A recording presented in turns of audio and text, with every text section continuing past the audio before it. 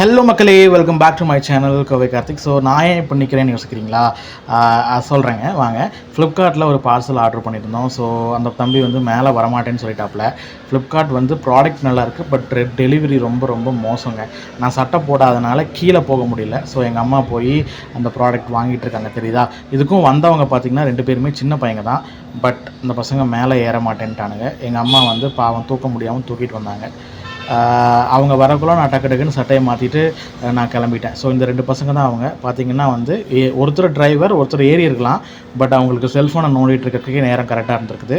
So இந்த மாதிரி extreme கேசஸில் கீழே இறங்க முடியாமல் இருந்துச்சுன்னா கண்டிப்பாக நீங்கள் டெலிவரி பண்ணி தான் ஆகணும். ஸோ இது உங்களோட ரூல்ஸ்.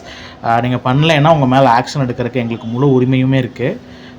பட் ஓகே, இந்த டைம் அப்பாலஜைஸ் பண்ணியாச்சு, எதுவும் பெருசாக எடுத்துக்கல. ஸோ நான் என்னென்ன பொருள் வாங்கியிருக்கோம் அப்படின்னு சொல்லிட்டு உங்களுக்கு ஃபுல் வீடியோ டிஸ்கிரிப்ஷனில் வைக்கிறேன், கீழேயும் கொடுக்குறேன். பார்க்காதவங்க பாருங்கள். பாய், தேங்க்யூ.